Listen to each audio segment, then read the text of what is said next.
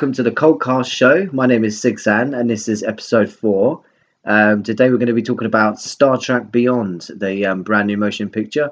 I've got with me DJ and Maka.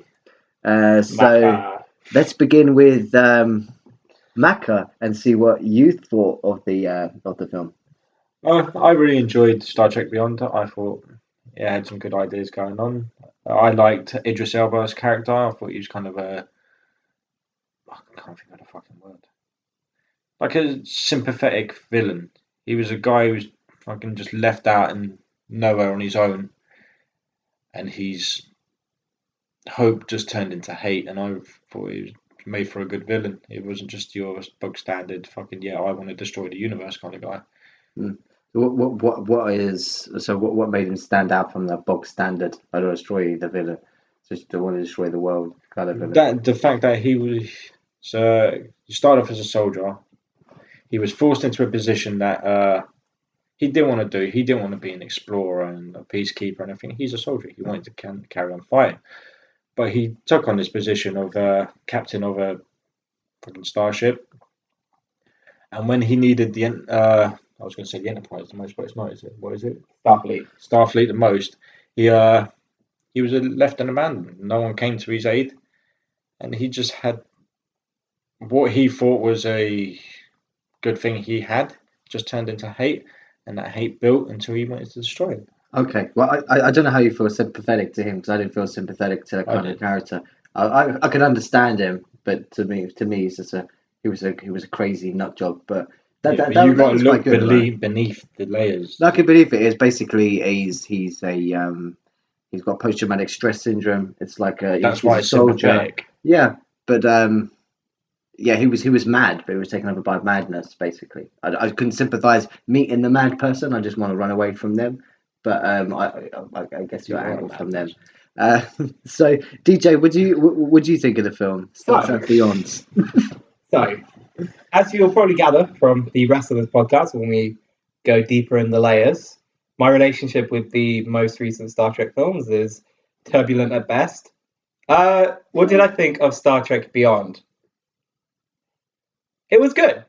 It was what a Star Trek film ought to be, but it had critical flaws in it. So it's actually what I'd call the perfect mixed bag. The negatives are it's a very simple film, and I understand why, but it follows the format of every Star Trek. Yeah, it's a very simple film, and it's a very basic film, is what I would say. But it felt like kind of 2 or 3 episodes of Star Trek back to back. And decent ones. Wouldn't necessarily say the best of a series, but ones that were memorable. But it was slow. It was very long. I had no impetus to rewatch it again. I don't recall there being any sort of particularly great set pieces. But then there was a lot in there that, as a casual Star Trek fan, so I'm not a diehard fan, I've not seen every episode, I actually took away from and was quite... It left a smile on my face, and actually, I kind of look forward to the 4th one. So where does that smile come from then? Is that from the jokes, or is it, no, or so is it thematically something to do as a Star Trek fan? Is that the smile on your face, or is it just because it's an entertaining blockbuster? No, I don't. I think if you're looking for the most entertaining film of the year, this is not even in the top 10. I don't think it had too much an entertainment factor. But what it did have, and I'll give it credit for, so you need to understand Star Trek. So Star Trek is co-owned by Paramount and CBS, who used to be the same company, but then they split up in 2004, around then, and Star Trek was the hot thing that they were both fighting over. And then they came to the agreement that Star Trek is both a movie franchise and a TV franchise. So 2 separate teams were created to manage the franchise. Paramount were doing the films. Was that before or after the motion picture? What? This is later, about 2009. Oh, 2009. So no, it was. I think he means the 2009, the original, the J.J. Abrams first one. No. The very first Star Trek film. The very first Star Trek film was in 80s. 80s. Oh, okay. What, Yeah, no, this is no. We're talking about like 2004, like in I the see. last. I think it was around 2004. I think it didn't get finalized until about 2008. But there hasn't been a TV show around since the 90s. But the thing is, Right, there's CBS. been TV shows since like 2000. Okay, anyway, so okay, let me give you a bit of context there. So there was a show called Star Trek Enterprise, and then that ended. And then what Paramount and CBS, who were the same company back then, put in motion was we'll just move it into movies. We'll do a new reboot movie. They already had Nemesis actually as well that came out around then, but they decided we'll do a kind of a rebooted film. And then that company split into two, and they were both trying to take Star Trek. So what happened is Paramount, when they made the first Star Trek film with J.J. Abrams in 2008, 2009, I've actually forgot when it came out, I think it's 2008, it didn't want to make too much of a reference to the TV shows and timeline because Paramount... Is that why it created its own? It created its own because Paramount doesn't actually own any rights to the TV show. So it didn't want to market it didn't want to market the TV show. So that's the only reason why there is a separate timeline for these Paramount films. If you accept that and move on from that, then that's fine. But it's pure business and lawyers who decided that. Then it was up to J.J. Abrams and his team to actually do the logistics. But the problem, and this is the thing that I had with it, I think the first Star Trek film was great. But I'm going to come back to JJ because it's very easy to peg it all on him, like people do with Star Wars. But it's not. But it's not entirely him. It's not him. It's because there's more than that. It's the actual studios as well. Because if J.J. Abrams came up to them and said, "Oh, I want to kill everyone," they'd be like, "Fuck off, J.J. You're nobody to us. Star Trek is more important than you. It'll be around longer than you, etc." What happened was the Star Trek film 2009, like it went back. You saw in the film, it kind of created this new timeline. But what it kind of avoided, and this is what pissed me off then, and this film kind of fixed, and it was on there, obviously, the checklist of things to fix, was Star Trek Enterprise, the TV show, and everything that show had actually set up and done still happens in both universes, because it's set before the big timeline change happened in the 2009 film. Okay. So, fine.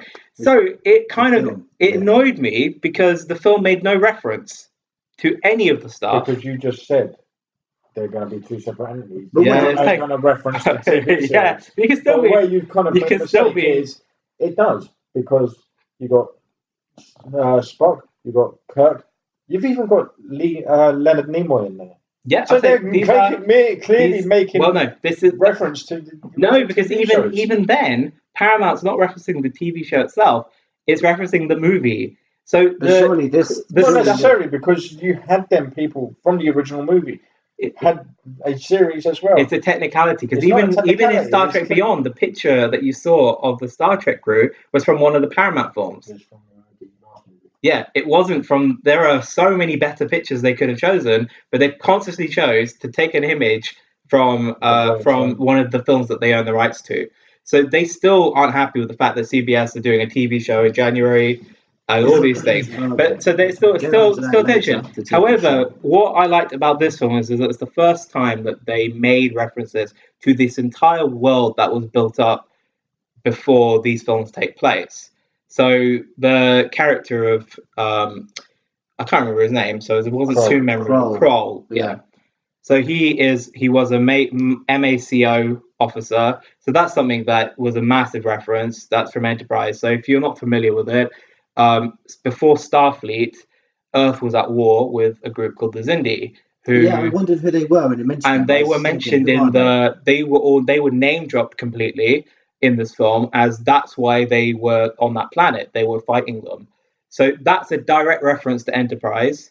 But even more than that, the ship in the film, which they got, the costumes, the suits in the film, they're all from Enterprise. So it was just a big budget version of the same sort of ships. It made references to the MX4. It was just basically, it felt like it belonged in a universe, and it made references to the past that had come before. So that's what I said. It's not because it's necessarily entertaining, but it's because for the first time ever, it felt like the lawyers weren't deciding what Star Trek was. It was decided by someone who actually is a fan of the franchise. And not even the most popular series of Star Trek. Enterprise is the least popular, but it still made at least four 4 proper references in the film that you Enterprise is the can. last one, yeah, that they did. No, because there was Most one that recent had one. the guy that played Hercules in it. Yeah, yeah, that's what I was thinking of. Yeah, that was a Yeah. very short-lived one. Yeah, There was a series, Star Trek series, and I can't think of his name, but it was the lead Christian liked it, guy. wasn't it? Yeah, that is Enterprise. Was that Enterprise? That is Enterprise. Yeah. Yeah. And then there was another one, the guy with Quantum Leap. No, that is Enterprise. No, Sorry. no. Oh, okay. Quantum Leap one is Enterprise. Oh, you're Scott. getting the two Scott people Bakula. confused. are Yeah, you? Scott Bakula was Yeah. in a series, and then there was the guy that played Hercules. He's on a series. Yeah, that's probably because what you've got next. So the series are the original animated. Next Generation is the one with Picard. Then you had Deep Space Nine, which this film also made reference to, because that big ugly ship that was in there is basically the same sort of ship, but it's saying but they've done a movie version of the Deep Space Nine Space Center. That was the thing in the film. Then there was Voyager, which was a spin-off of Deep Space Nine. It was the best one, Voyager. And then there was Enterprise, which was showing how Starfleet first. Well, it was already established, but it was showing kind of the first. Like a prequel series. Who are the Xindi?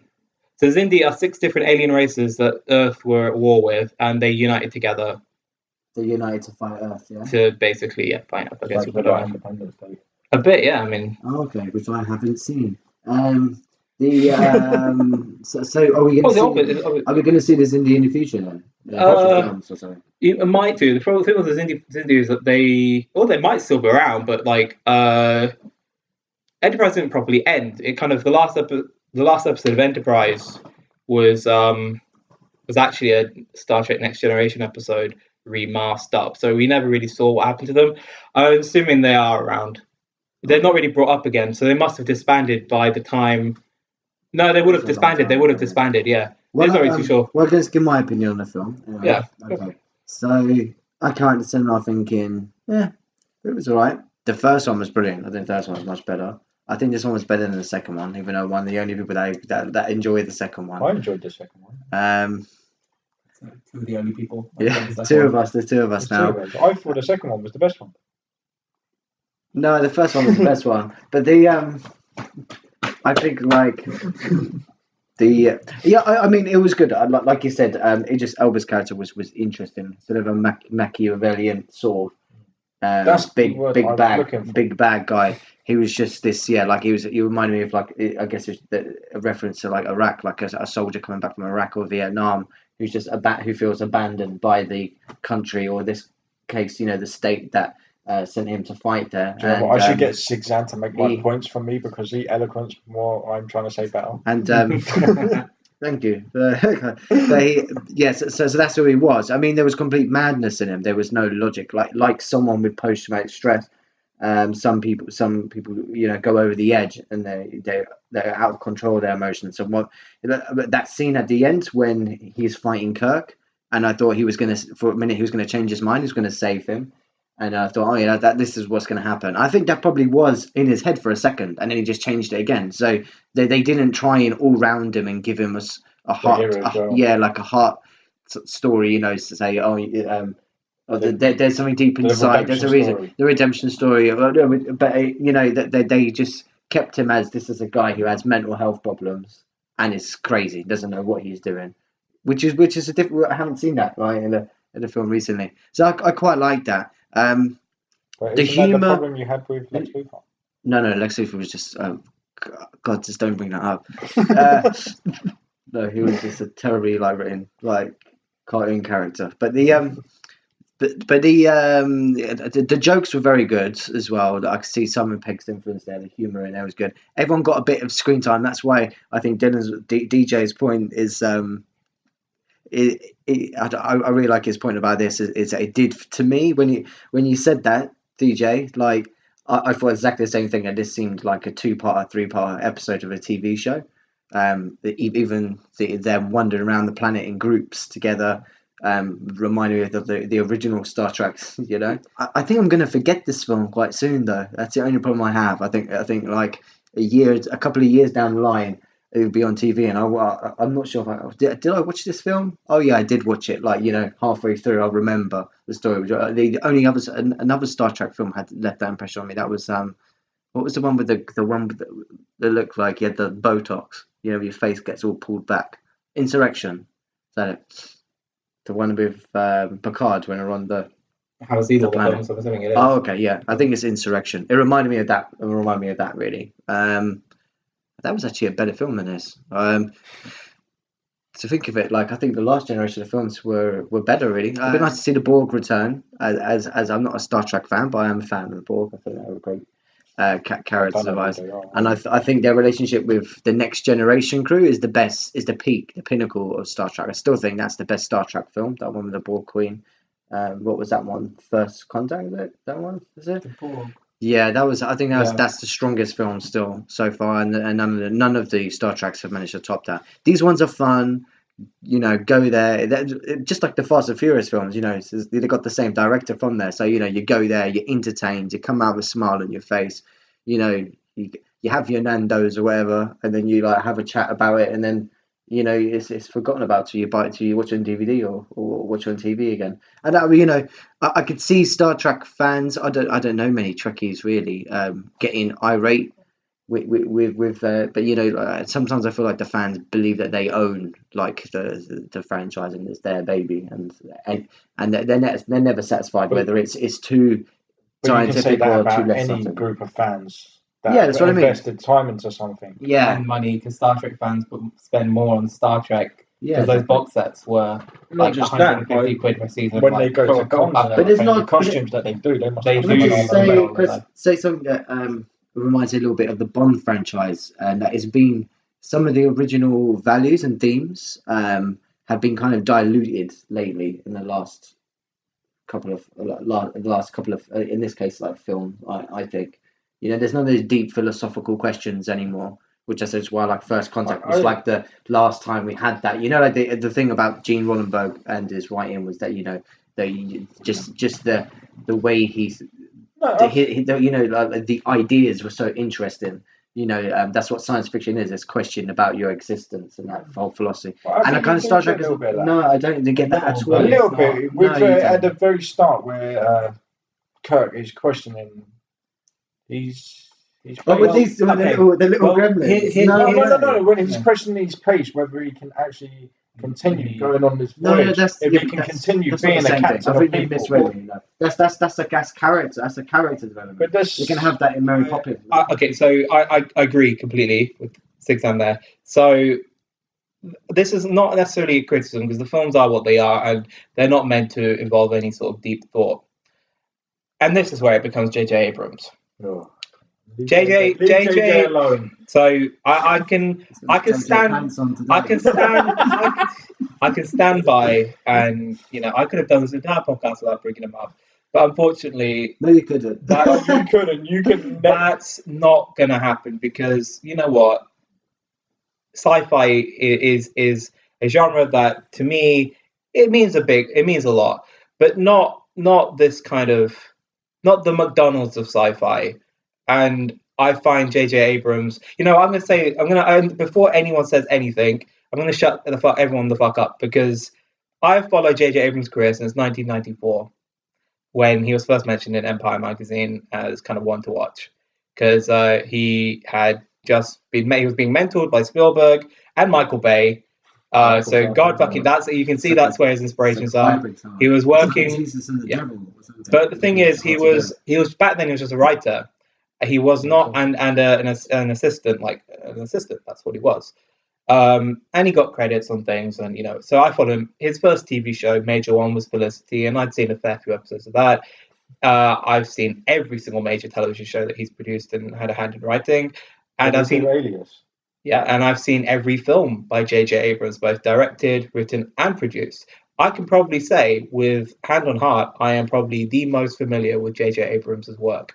When I was at film school, I wrote about him quite a lot. So when it comes to J.J. Abrams, I was a proper fan of his.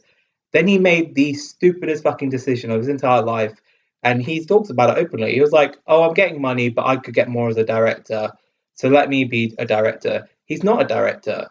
J.J. Abrams is a producer on an ego trip. He himself does not have an original bone in his fucking body. he manages people who have original bones, but he himself does not have an original bone. So he cannot be a director. He's a producer in the wrong fucking role. And you can see he's good at producing. Oh, he's the best producer, one of the best producers in Hollywood. And as someone who dabbles in and out of producing, I say that from knowledge. He's incredible. He finds people who have an actual talent and he can nurture them. Or, he puts it together under Bad Robot. He himself does not have a single visionary bone in his body. Well, you can't be to be a visionary to be a no, he's right. No, he's right. No, Mac is right. You don't need to be visionary to be a director. But for something like Star Trek, which is built on the foundation of pushing a vision, when Star Trek came out, there was conflict. There was racial conflict, political turmoil. People didn't know where America was going. You had assassination of the president. It was basically came at a time where optimism was not what people had, and sci-fi was a way of escaping, but also saying, "Look, this could be us in 150 years." Yeah. That's what Star Trek was founded on.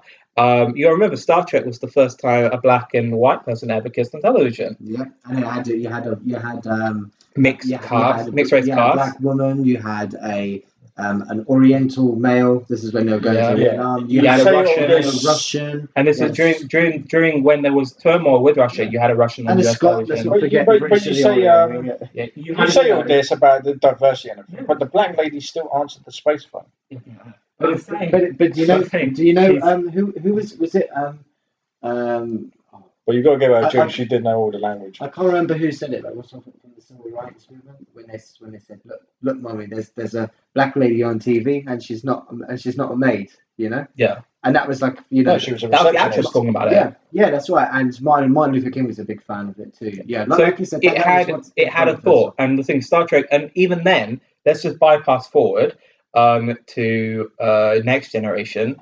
Even then, it was pushing forward this idea of a future where people can talk and communicate. And that's what Starfleet is. That's in the story, it's what Starfleet is. It was like, war does not work. We need to use diplomacy.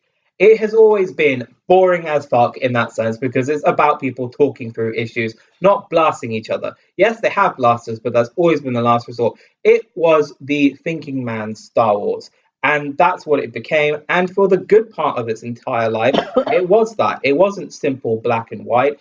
It's grey. And whilst obviously when Gene Roddenberry, he didn't like the idea of there being internal conflict between characters, but then even then they started having that as well. So you had Deep Space Nine, Voyager, and Enterprise where there's a bit more conflict. The films, all of that. It was always Deep Space Nine is quite an interesting one. So if I remember it, it was that one was like one instead of like episodic small stories, it was one long story. Serialized, right? Yeah. So there was a war between several alien races, right?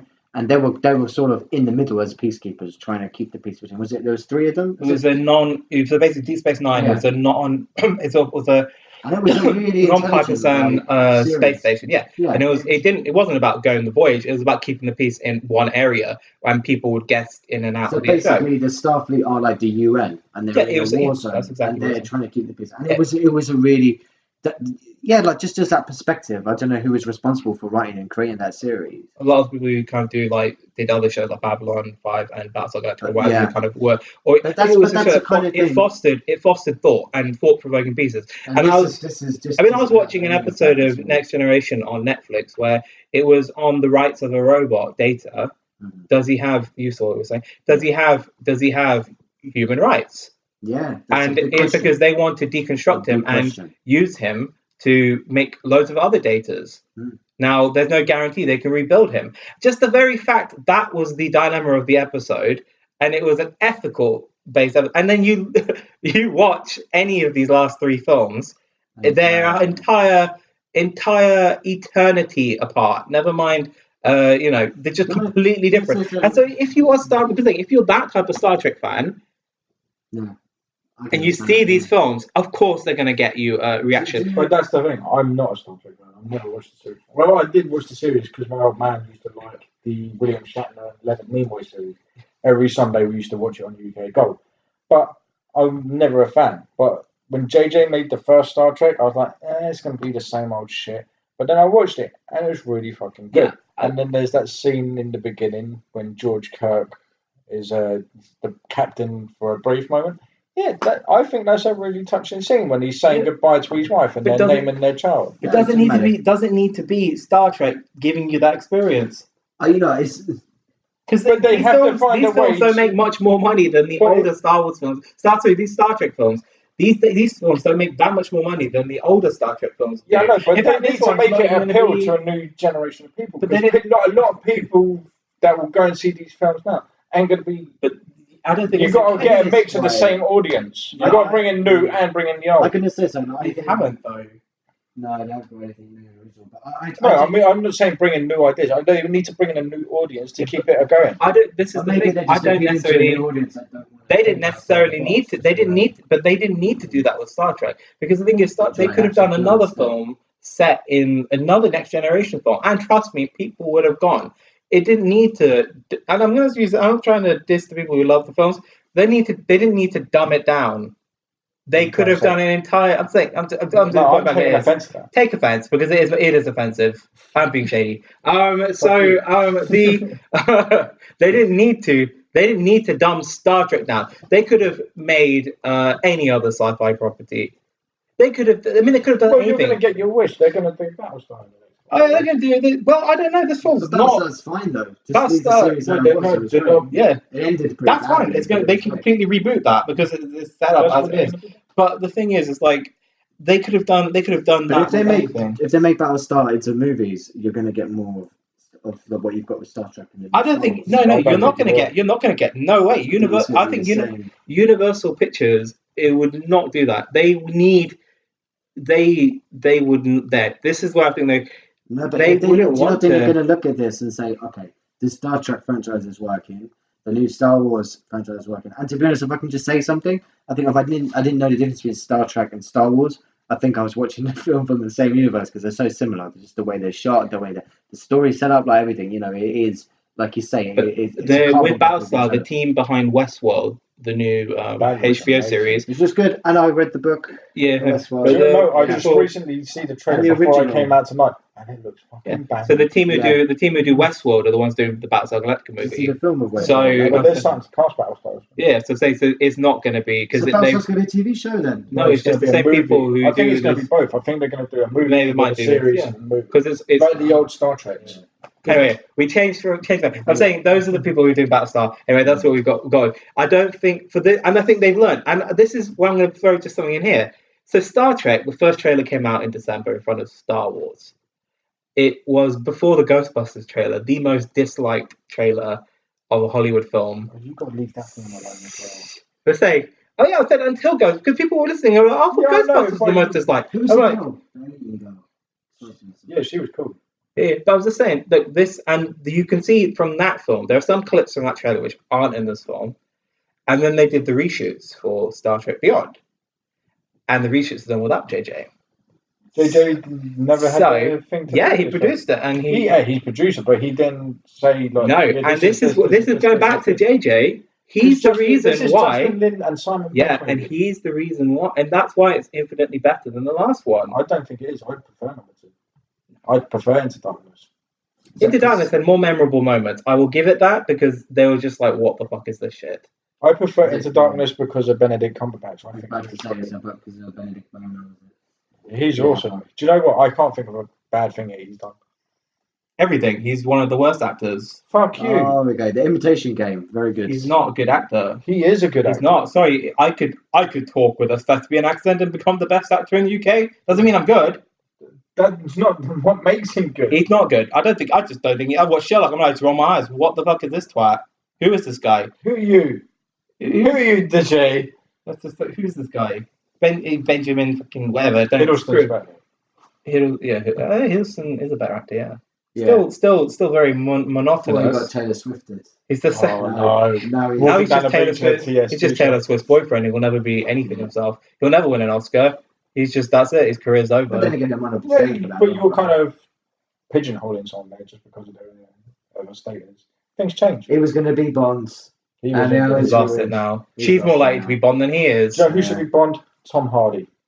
No. But anyway, we're talking about fucking Yeah, Star we- Trek. Actually, it wouldn't be a lot. But we just get some born with the British I think accent. we're done with Star Trek. I think we've all agreed to it. Well, no, Yeah, there's a few more things in there. So what were these reshoots? I got a thing. There's a couple of problems I've got. It's like in Star Trek Into Darkness, it ends on a good note with Spock and your man.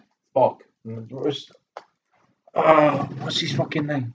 Kirk. Oh, Spock and my Kirk. God, the main character. All right. No, because we went round in loopholes. I'm completely lost for a minute. But yeah, it ended on a good note The between dark tower and all those fucking levels. Yeah. It ended on a good note between Kirk and Spock. But this film starts and there's tension between them, and it's like it doesn't really. Sexual tension. No, but I do wish. it doesn't really. It would have been more explain it. memorable than all the marketing hype they did over fucking. Yeah, It doesn't explain why. Kirk yeah, is just like his arm man. That's It could another have been his reason. mate, really, wouldn't it? That is It another couldn't thing be I've got a problem with. If they're gonna I am promote. Oh, they did cut it out. They did cut it I out. was gonna say to go all the way. You know, it's sort of like a half attempt. You know. I think I'll give it a Mac a Sorry. finish. To finish Sorry. you, can you finish? Am I allowed to talk now? I'm gonna let you finish. Rambling. Because they don't explain what Rambling. Kirk's problem is with Spock, but they kind of explain what Spock's problem is with Kirk. I don't think he had a problem with. But there was tension between it. It's like There's tension though. I think it wasn't really explored, which is one thing that got me kind of like, yeah, I don't understand what's going on between these two. Because in the last 10 minutes of Into Darkness, they were pally. And then it's kind of, they start up here and it's kind of meh. It's like going back to the first JJ Star Trek, where it's kind of a bit. I don't know. It wasn't okay. So this film really because I'm gonna say the phrase, Shakespeare phrase, much ado about nothing. But I think originally this film had nothing, like no sort of glue to a wider franchise, because they learned from the last one. People didn't. Okay, whilst general audiences liked the last one, and you two liked it, it was voted at Star Trek's official convention as the worst Star Trek film. It wasn't voted the worst. It was pick your favorite, and it came bottom of the list. So I'll clarify that. Yeah. Worse than this. And Nemesis got more votes than Into Darkness. So let's put that in perspective, right? And Nemesis was before Into Darkness. Is that the one with Tom Hardy as the clone of Picard? Yes. Yeah, I know my so Man, this is I've got a secret life of a Trekkie here. I know Twihard. Yeah. Undercover Trekkie. telling people this shit. I have a reputation for that. Yeah, and then but the thing is, look, so they learn and they but they can't do the next story, which is actually quite an exciting concept, but they can't do it without doing one episode where it's just the status quo. It's just like this is what they are during their 5-year mission, and they didn't have that. That's what the last film should have been. I actually thought at the end of the original film they went on their 5-year mission, but they didn't. So whatever. But they needed to show that this is what this film is. It is a filler film, so they needed to do more with it. So they needed to establish that Kirk doesn't really want to be captain, and Spock doesn't really want to be there either. He wants to go out leading the Vulcans. He wants and to take Spock Prime's places. And exactly. And they I think I'm gonna be very honest, all that shit was added in. That's the reshoot, because the reshoot stuff was based off of the reaction to the trailer and the original film. It feels a bit, like I say, if it's been shoehorned in and it's been shoehorned in. Because for me, that felt a bit early for that, because it's like, wait a minute, these guys just got together. And, I expect like at the end of a long franchise, like the Next Generation or something, them to be saying, we're tired, like let's do a Riggs and Mercer thing and just, we're tired of this. But this seemed like what? They've only been together for like 2 films. Yeah. I mean, we're tired. The thing is, was that them saying, oh, you know what? Let's change the cast and do a different Star Trek. We've had enough. Is that because what happened? Was saying? What's happened, and this is completely speculation, but there's truth in there as well. So when the first trailer came out, and they thought they had the film was meant to come out last. Fine. Each their own. When that trailer came out and the reception, and it got booed at. I was at Star Wars when the trailer was shown, and it got booed at. So I'm just saying. That's the Sony is from That's what I'm saying. I know, but I'm saying it even said J.J. Abrams on there. So you that's the worst place to show a Star Trek trailer. I'm saying, that's why it's getting booed. It doesn't mean that it's a shit trailer. I'm saying. Look, that, and then what happened after CBS announced we're making a motherfucking Star Trek anthology series that's going to be 13 episodes and one long story. I'm sorry, when they announced that, this film got fucked up the ass. Because nobody who ever, I mean, this is, if you told me to pick between this film or watching, it's called Star Trek Discovery, this film I couldn't fucking give a shit about. Even if it was the best of all of them, I'm sorry, that's the fucking thing. That's Star Trek. And now the standard, now that the standard television has gone up since Star Trek has been away. They've got more to do. And they're kind of like, and the thing is, they have 13 hours story of one thing.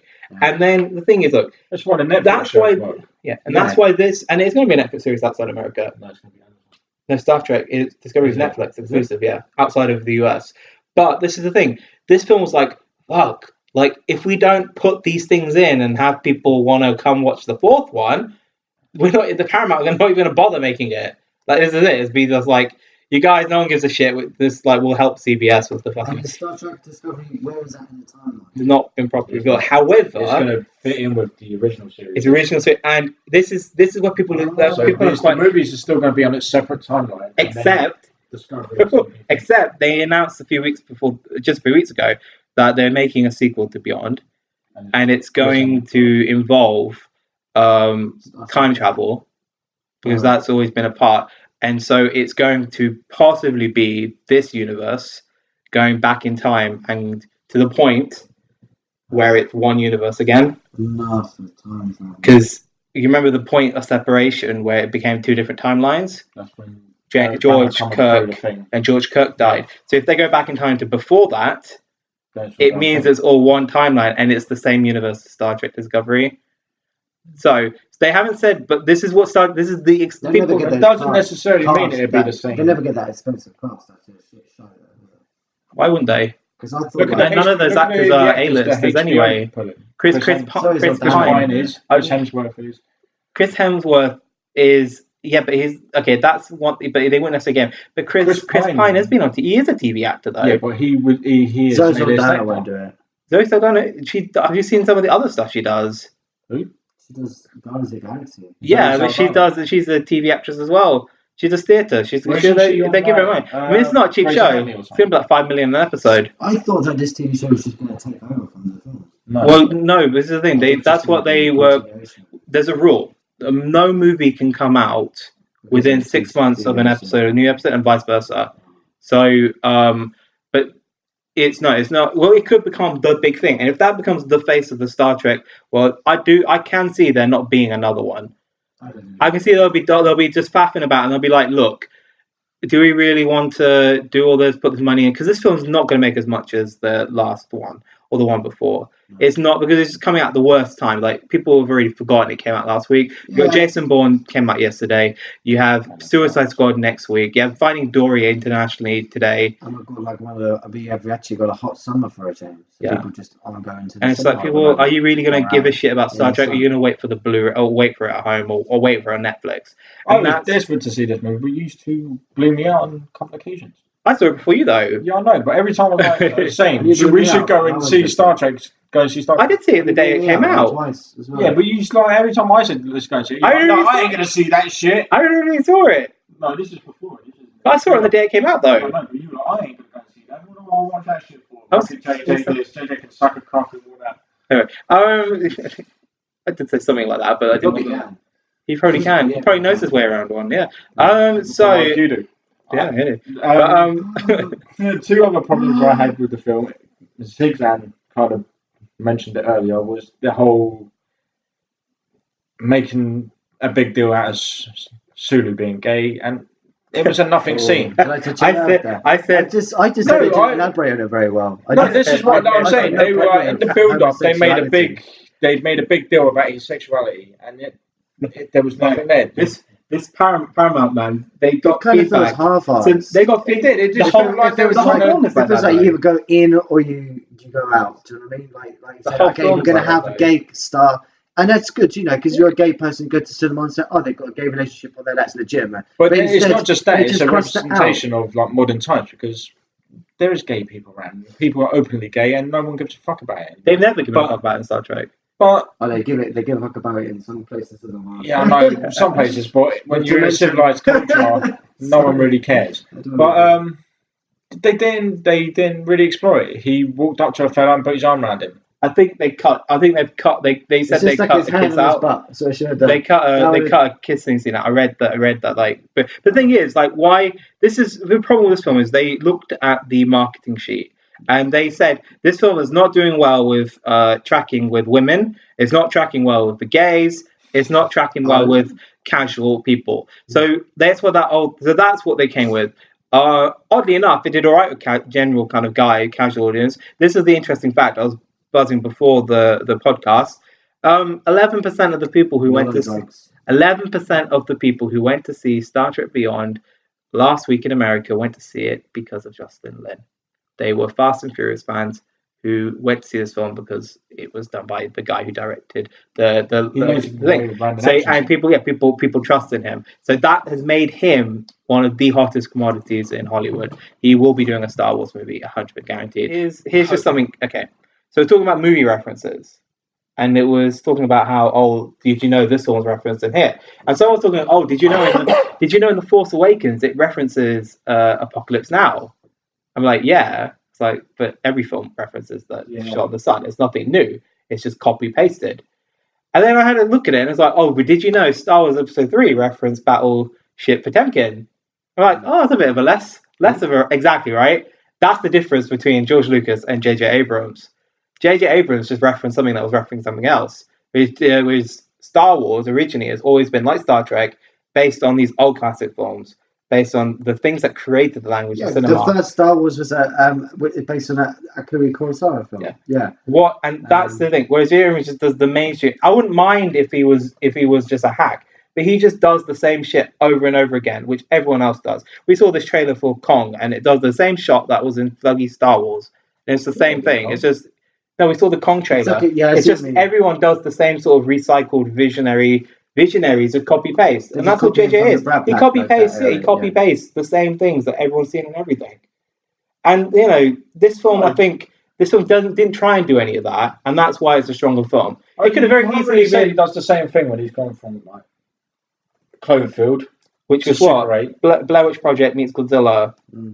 Yeah, but it's still really he didn't direct it though. Yes, he produced it. Not meant to be. He brought Star Trek to a wider audience and didn't make it just for Trekkies. It's not that big an audience. That's why I feel like I can go and see these films without having to know the whole history. There's India. Yeah. What? There's India. It's India. Yeah, you don't need to know. I just really like their names, Indy. You should have a kid and call it Indy. Final thoughts on Star Trek and The Force Awakens. You know what? Like over the course of talking this, I've forgotten what happened in most of the film. Now. Yeah. So because you made a point. There's no set pieces, but there's kind of a big set piece when they kick in the Beastie Boys and they have. Oh my fucking god! They flipped. I remember now. They flipped the disc. Yeah. They literally, like, instead of jump the shark, they flipped the disc of the Enterprise. That happened. That's another problem I have with this film. That was like, the film said the ropey. I now remember the film had some ropey ass CGI in it. Okay, now we're getting criticism on the film. That I just completely forgot it had these scenes in it. That's how memorable they were. Okay, this film had some very bad moments. There were so many plot holes, actually. There's a bit of coincidence that the thing that they were doing, they were trying to give as a gift, turned out to be the weapon that controlled, that powered, or whatever, the key. It was a really weird coincidence that it was the same thing. Yeah, they could have linked it better, couldn't they? They didn't necessarily need to have that. They should have maybe had that and then find something like that in the previous film. Well, this just had him. He knew they had it, so he lured them. That's what exactly. No, what it was. Yeah, he knew they had a weapon, right? But, or did he just get it by accident? No, he knew they had it. Did he lure them in because he hated Enterprise? Because he hated the. No, he didn't know. No, he lured them in because of what he was saying, because he hated the Enterprise, but he was looking for this thing. But how did he know they had it? The Force was looking. Yeah, it's a bit weird. Because he's blocked off in a nebula, so he wouldn't know shit, really. Oh, he was tapped in. Yeah, he was hacking. He was reading the... Hacking the logs. Yeah. Oh, I see. The computer shit. So he's... I don't understand the absorbing thing. Oh, he found it. That's how he keeps... And that's how he keeps young.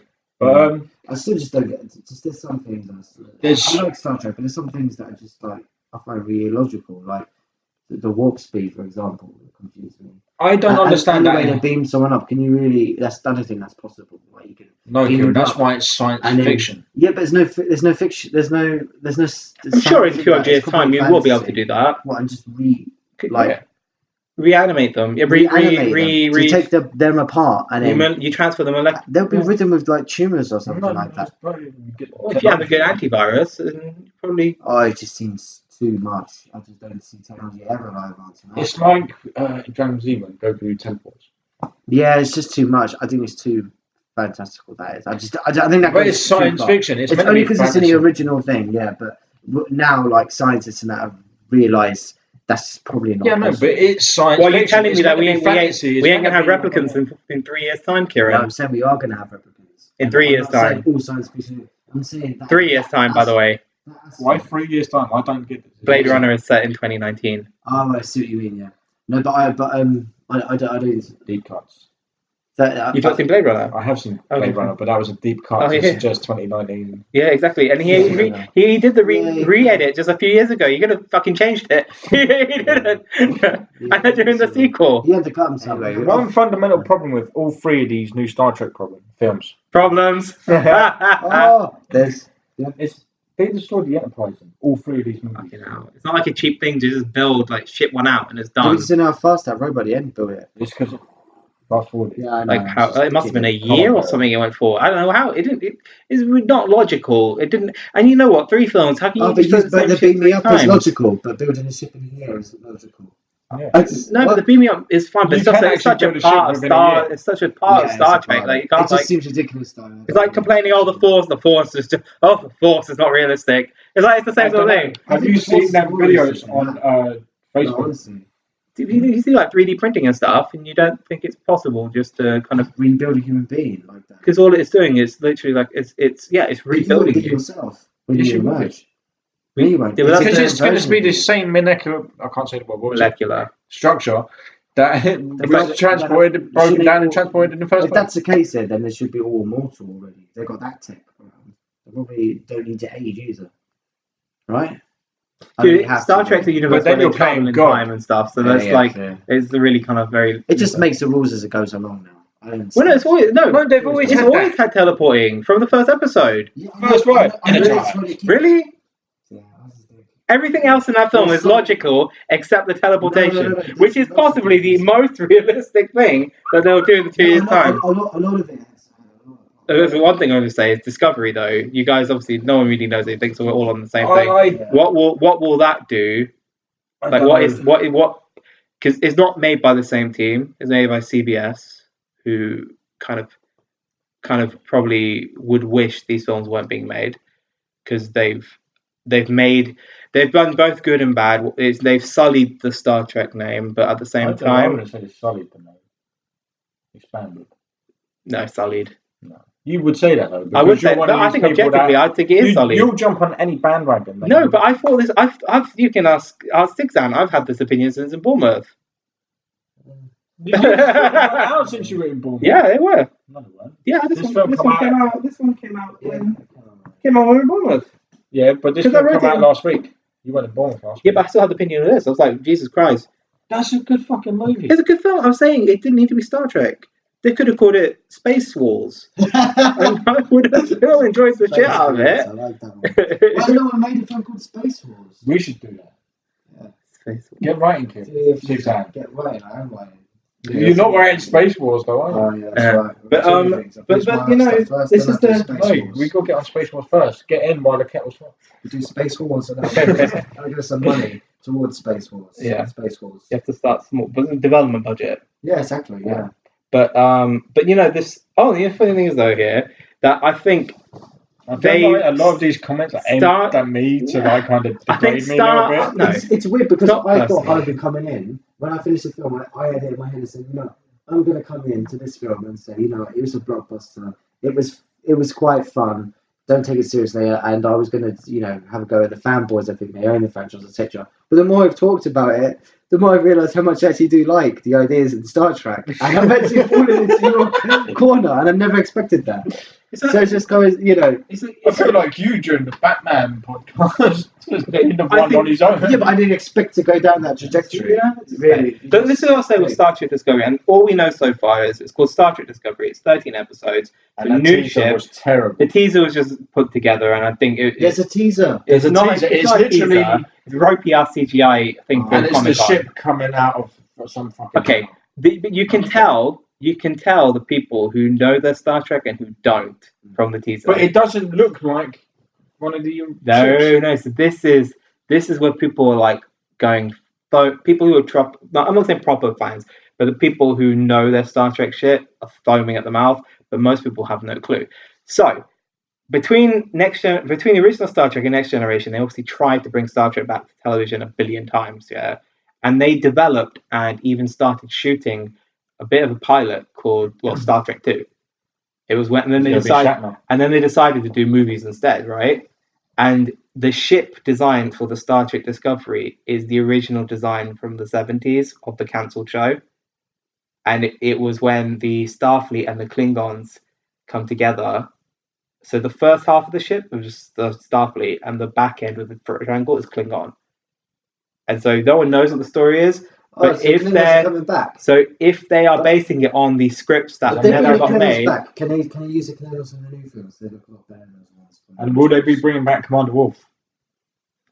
No one knows when it's set. I think it could be, but I'm saying it looks like it's a Klingon hybrid ship, and they're like it just looked terrible. They should have just kept like the original shape. Like because if it's parts of the story, what if the storyline is Klingons and humans they already had peace, but then they fell apart didn't, because they've always hated each other. No, but but then in Next Generation they are kind of mutually friends again because you have Klingon and the staff, and actually you had Klingon in Enterprise as well, so they've had a rocky relationship, but they, you know what, they could. You don't know what the story is. No one knows the story is. They start filming in September, then you'll find out. It's all green screen. So they put a teaser out without actually filming any shit. It films in September, yeah.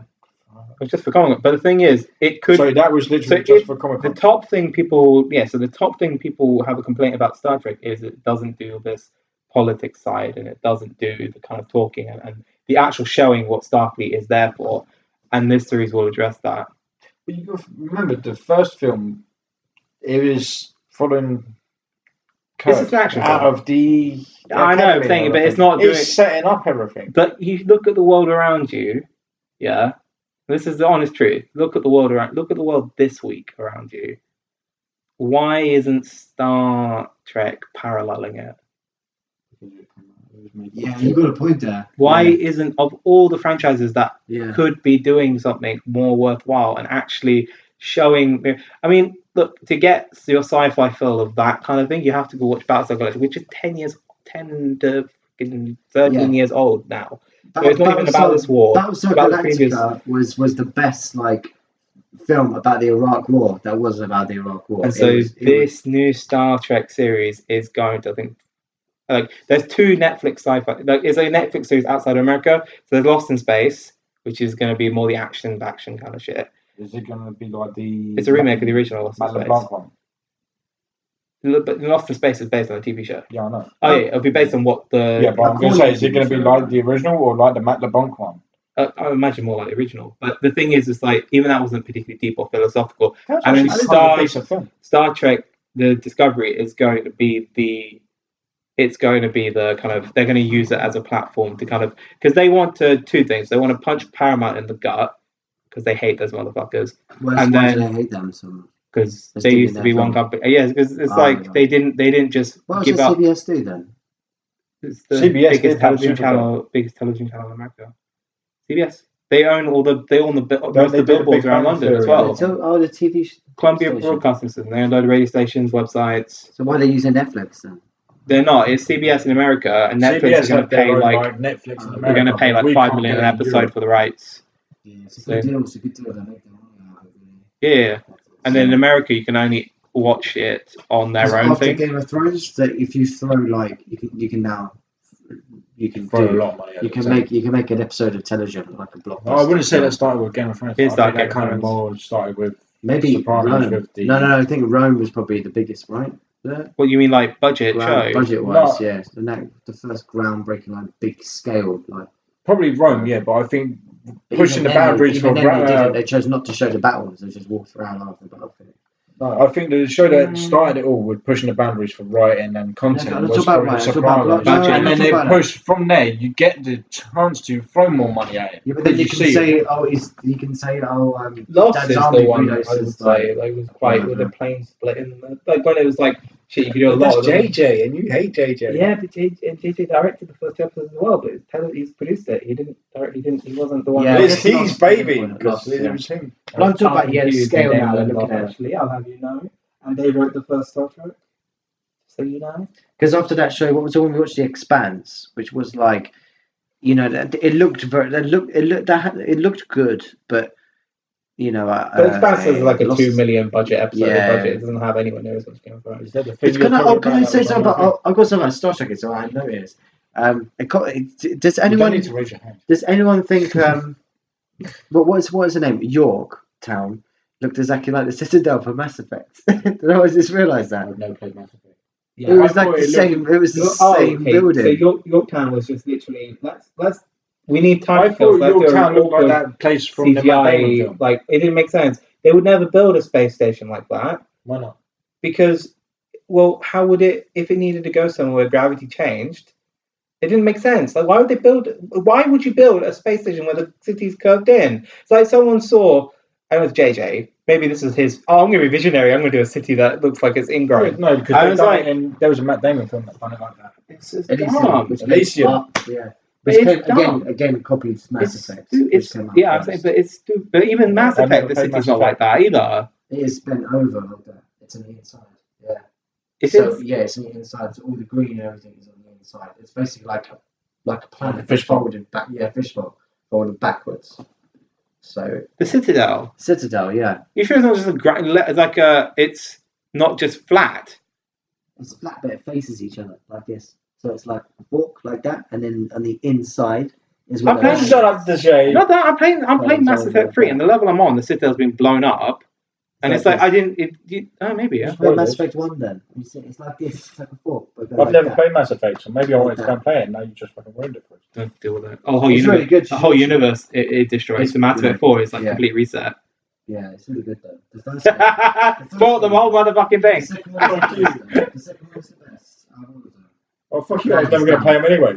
Well, they're in fourth one, so the reboot, complete reboot. It has to be reboot, doesn't it? But even that was more Star Trek than this is, You're complaining that this Star Trek is all action. Right, yeah. That's all action. And now you're saying that, no, that don't make sense. There's more. Yeah, actually, people who write the Mass Effect games, maybe not who wrote the third one, but people who wrote the second one, they should write a Star Trek. Yeah. But to me that was stupid. That looked stupid. It looked like it didn't look real. But then whatever. It was fine. Like it wasn't a faux pas. I like seeing Greg Grunberg in there. I can't say his name, but he was the security. He's in everything. Yeah, he's cool. Yeah, he's cool. I like seeing these little guys. He's not little guys, but these like little actors that you wouldn't think nothing of that have worked with like the producer of the thing before. Is this their little moment guy, the little alien guy? No. He was the security. I like the little alien guy. That's my favourite. I just he was also in The Force Awakens as leader of the Blue Squadron, right? And as The Force Awakens, I think that Rogue One is going to be a much better film than The Force Awakens. I think a hunch that it's going to be much better. I think Rogue One is going to be. This is what I think. I think we're going to make this prediction. Yeah, you guys will come back to this. Right. So Rogue One is going to be appreciated by the same people who maybe are ripping into like the ones who kind of. I think it'll be appreciated because it's kind of you see they've made a more of a conscious effort. You've got people like Jimmy Smith coming back to play. Really? Are they going to do Rogue 2 after this? Bail Organa. You've got more Montha. And it shows that it's actually more like something different. Jimmy Smith was coming back. They accidentally showed a shot from the trailer, behind the scenes shit. There's a clip, but yeah, and you've got Vader. You've got all these things. Line. Yeah, on the Jubilee line. It's Canary Wharf, yeah. And then they've got like, I think it will be appreciated. But I think general people will be like, "What the fuck is this?" Well, you're already as soon as that trailer before that trailer come out, and you read a little bit online about it going back into reshoots, you jumped on the hate bandwagon. Oh no, I think they're going to fix the film. I think the film genuinely, Disney saw it and they're like, we can't make money from this. And they didn't do what Warner Brothers did. They didn't do what Warner Brothers did and said, look, take some extra money and just go extra hardcore. No, we don't mind if it becomes an R, but try and be PG-13. They didn't do the opposite. Disney have gone, you need to soften this shit. Every movie with a budget the size that Rogue One has goes into reshoots. I don't care. It's not going. They don't go into reshoots though, like 4 months before release. That's your Star Trek. And the reshoots, yeah, so that probably was saved. They do, because they got so much to fucking fill in, and you got so much money thrown at this film. Why not? Here you go. You got a little bit left over. I don't think it was. But too you won't accurate. because you want to hate on it. I know. You were hating on it as soon as it was announced. I remember we were having this conversation in your kitchen. I was like, I think it's really clever that they've made a film out of one line from the original. And I think, and you're like, no, that's fucking bullshit, man. No, we just thought that idea was silly. Like, I still think the idea is silly. I mean, of all the things you could put $150 million into, of all the things you could put $150 million, and the only reason it's really got so far is because it was the ILM, the guy who did all the visual effects. He came up with the idea, and it was always been an idea, and they had to do it. And I think it's because it's an old remnant of old Lucasfilm, and unfortunately Disney can't get rid of everyone, so they have to do something that keeps the team excited. So they've done it. I think they could have done a billion different things that are more exciting. I mean, where's the fun in watching a film when you know everyone will fucking die? You don't know. Oh, whatever bullshit. It's like there's no like it's just a standalone film, isn't it? But it's like of all the and then you know what though? You get a lot of standalone films as well. I get it. Oh, no, well, we got Han Solo trilogy. My God. Yeah, I think this one is going to be like. I don't know. It hasn't even come out. I'm not predicted to this. I just think it's going to be a really strong film. I think it's one of those films that may not do so well, but at the time they say, "Oh, it's not part of the trilogy." It's and then years later it will be remembered. I think Dylan calls it a filler film. No, I don't think the thing is. I think it's going to get lost on people. No, that's what people like him are going to compare it to. They're going to say like Planet of the Ewoks. Remember Planet of the Ewoks? Well, it is a filler film. The Battle of Endor. It is. Well, you know what? No, it is filler. The Crazy Rich and the Trinity. It is, but it is filler. They need something to come out between episode 7 and 8, and they gave it to Rogue One. Just next, only something between episode 8 and 9. They've got Han Solo. I don't think the expectation is to be anywhere. I mean, it'll be very lucky if it makes even half of what The Force Awakens made. I don't think it's expecting to, but you know, I think you know it could be a good film, or it's completely like fucking dire. It's just some things you don't really know, and that's the problem. Is Gareth? Gareth Edwards. Is that his name? Yeah, and he loves. Yeah, I mean, he loves Star Wars, but then you know he and it's so funny in the trailer. He says the line. This is people go, oh, he said it before The Force Awakens came out, so it wasn't a dig at JJ. But obviously, someone at Disney put it in the trailer, so they knew what it was. And there's this line that he says, like, it's all good doing the same old, but I want to bring something new. Yeah, and it was put in there because people complained that JJ didn't bring anything new to Star Wars. So and then it cuts to the Panama stuff and what have you, and you know that's kind of that's the yeah. I mean, it will bring something new. It could be lost on people. I still think 7, 8, 9, Rogue One, Han Solo, all of it's a mistake. I've accepted it though. They should have done a brand new set in the Star Wars universe 1,000 years later or 1,000 years before. I don't fucking care, but completely new. So, final thoughts on Star Trek Beyond. Marks out of 5, everyone. Okay, I'm going to give it a solid 2.5. Really? Yeah. It's not even a recommendation. I think it's about 2.5. Okay, I'll push for a 3, maybe. Yeah. I'll come back to it next year. I just can't remember it very well. I give it a 3. Yeah, I agree. Maybe 3.5. Okay. And we're out. All right. Well, thank you for listening to episode 4 of the CultCasters show with DJ Mako and Sigzan. We'll be back soon with Ghostbusters. We will go. No, it's not. The next episode is going to be on the Suicide Squad. So if you have any questions, you can catch us at cultcast1224@gmail.com or comment on the section below.